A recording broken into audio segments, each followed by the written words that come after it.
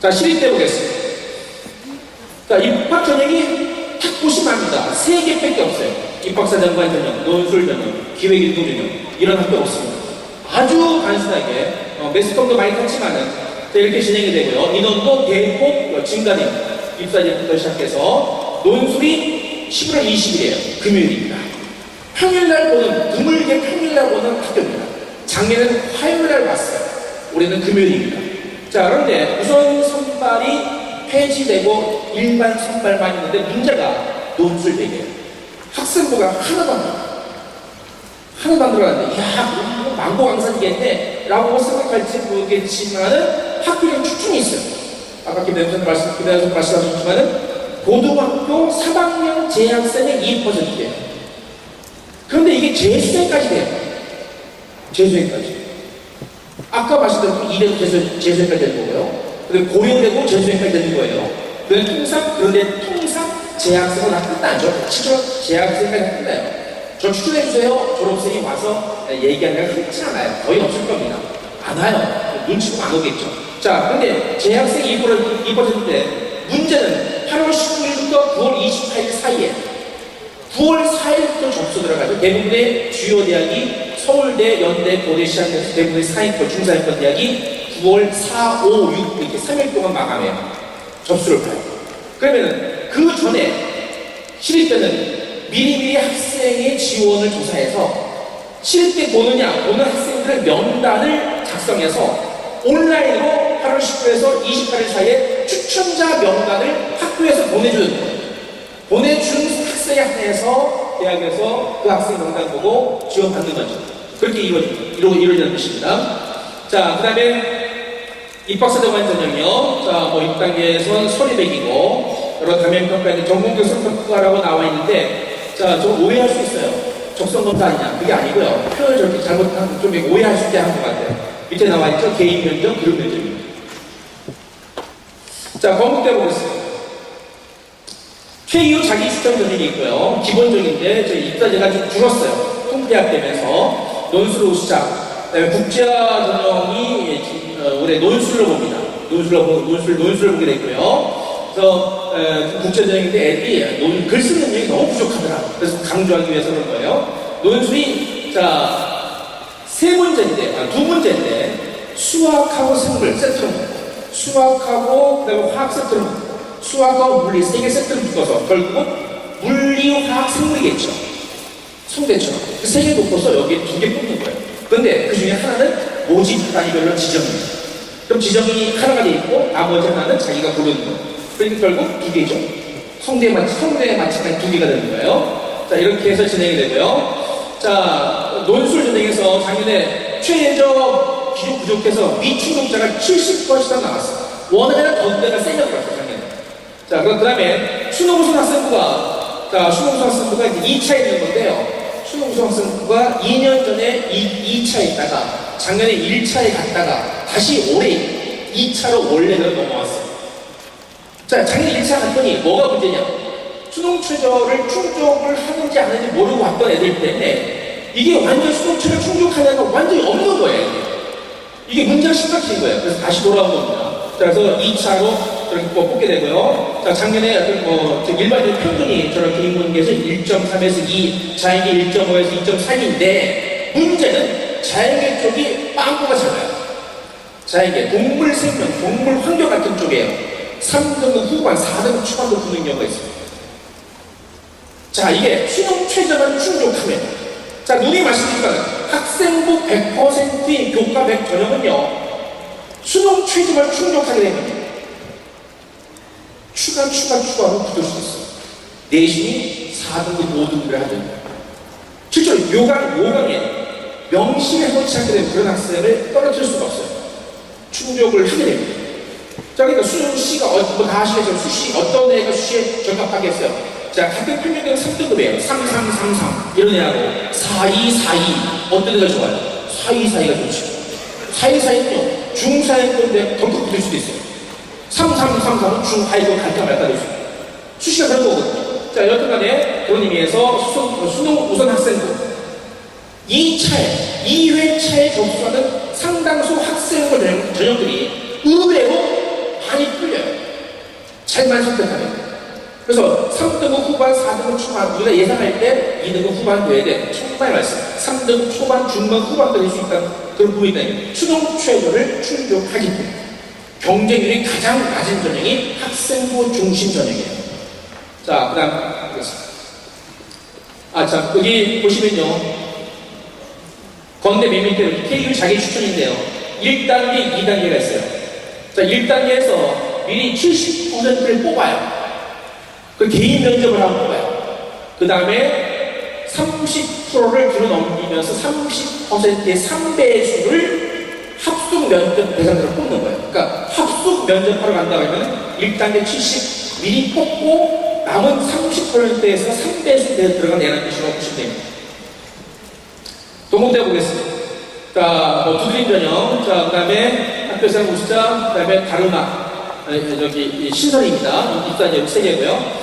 자, 교과 우수 전형이죠. 학생부 100이에요. 줄었습니다.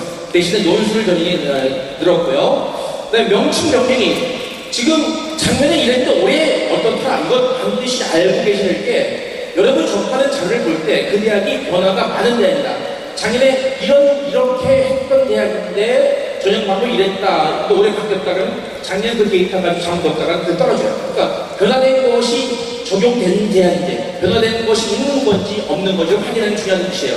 자, 두 액티브 전형은 저기 학교생활 우수자 인재를 바뀌었고요. 분류기에는 다르마, 일반은 교과 우수 바뀐 거예요. 전형 명시 바뀐 겁니다.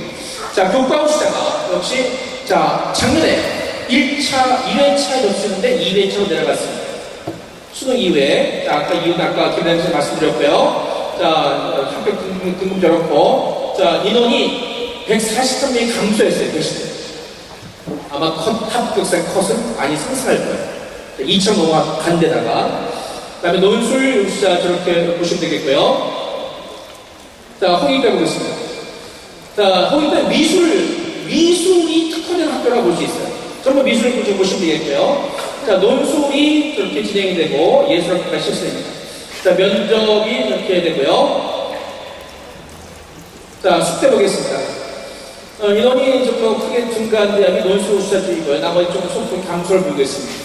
자, 학업 우수자 아까 말씀드렸듯이 수능명예대 학생부 우수자 전형인데요. 작년에 1차 했던 것이 교과백인데 2차로 넘어온 겁니다. 그러니까 여학생들은 2대 놓고 숙제 놓고 약간 저울을 수 있고, 그 다음에 성신여대까지 약간 터치할 수도 있어요. 자, 이렇게 여덟 가지 숙대냐 2대냐, 만약에 사회권, 중사회권 생각하고 많이 고민을 할 수 있는 부분이긴 하기 때문에 적어도 학생부 전형을 생각하는 애들은 2개 정도의 여학생은 기본적으로 남겨두지 않을까 생각을 하게 됩니다. 자, 4번 보시면은 숙명 리더십인데요. 학교장 추천이에요.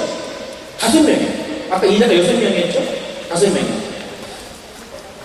그 다음에 5번 숙명 미래인재인데요. 에듀팟 포트폴리오가 나와요.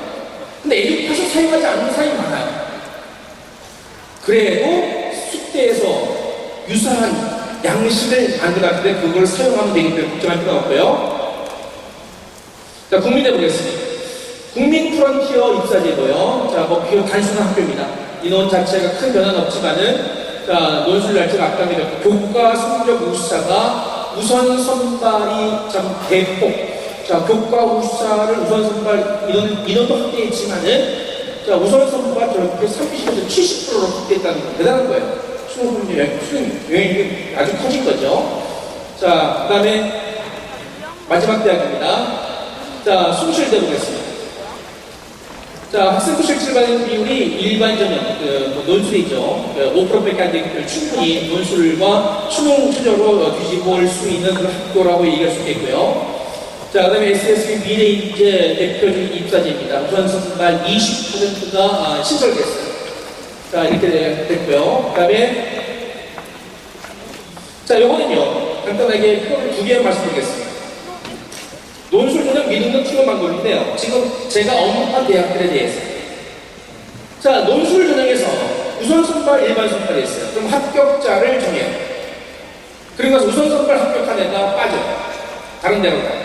일반 선발 합격자가 또 빠져요. 다른 데로 가요.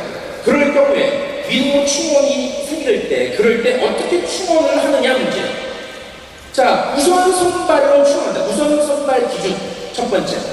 우선 선발 기준. 그 다음에 우선 선발 전형 방법, 논술 비율, 학생부 비율, 그 비율들 속차 순으로 올리는 거예요. 우선 선발에서 빠지든 일반 선발에서 결혼이 생기든 전부 다 우선 선발 기준과 우선 선발 전형 방법으로 채워나가는 대학이 메뉴에 4개 대학이에요. 서강대, 성대, 이대, 한국외대. 시사하는 바가 있어요. 그럼 이 4개 대학은 수시 지원할 때 추가 합격까지 고려해서 지원할 때 우선 선발 기준이 되지 못할 것 같으면 추가 합격 여기서 기대됩니다. 자연계는 아닐 수도 있어요. 자연계는 일반 선발로 쉽게 넘어갈 수 있는데 인문계는 완전 아니에요. 자, 그렇게 고려해야 된다 얘기예요. 막판에 6개의 대학을 지원할 때 어떻게 할 것인가 고민할 때 그에 대한 고민이에요. 자, 그 다음에 일반 선발 추원은 고맙게시기 2등급 2개 합 4로 됐는데 얼마나 고마워요. 그죠? 애들이 성공하겠죠? 이쪽 대학들은 경쟁률을 다 높아요. 그래서 높아요. 한대 엄청 높아요. 엄청 높아졌어요. 6개 지원하고. 그러니까 고대도 마찬가지. 자, 그 다음에 반대로 이거 2개 절충이에요. 우선 선발 결혼에서 보면 우선 선발 기준과 전형 방법으로 끌어올리고 일반 선발 기준과 방법으로 끌어올리고 그런데 연대에 보겠어요. 연대잖아요. 70%가 우선 선발, 30%가 일반 선발이죠. 그런데 실제로 일반 선발에서 합격자가 추가 합격이 나올 거야, 안 나올 거야? 거의 안 나와요. 빠져나가는 게 있겠어요? 없어요. 이제 여기 마찬가지. 결국 여기도 우선 선발 돼야지 합격이 될 수 있어요.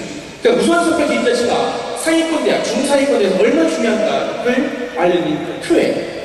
자, 그러니까 한 대학을 주는 거야. 성대하고 막 고민할 때 애들이 마지막으로 이것 때문에 성대 안 갈래. 그런 애들이 있고요. 그러니까 성대하고 서강대고 막 고민하다가 마지막으로 더 고민하다가 둘 다 포기할래 아니면 서강대를 포기할래. 논술 더 어려우니까. 성대 논술 쉽거든요. 피부 느끼기에. 자, 그렇게 생각해 볼 수 있는 겁니다. 자, 마지막 겁니다. 자, 앞서 조금 간단히 제가 이 한 대학에 워낙 시간 제한이 있기 때문에 한 대학에 하나만 하려고 했어요. 그러다 보니까 다 싣지 못했는데 자, 이걸 많이 궁금해하시는 분이 계신데 수능 최저 기준을 정할 때 제외고 항문을 사탐이나 혹은 탐구 하나를 인정해주는 대학이 어디냐? 경희대부터 시작해서 서강대, 이대, 중대, 외대, 한대. 그럼 연대 돼야 안 돼요? 연대 안 돼요. 그죠? 고대 돼야 안 돼요? 안 돼요. 성대 돼야 안 돼요? 안 되죠. 그래서 이것도 고려할 만한 부분이라고 생각이 되어집니다. 자, 장시간 경청해서 고맙습니다. 이상 마치겠습니다.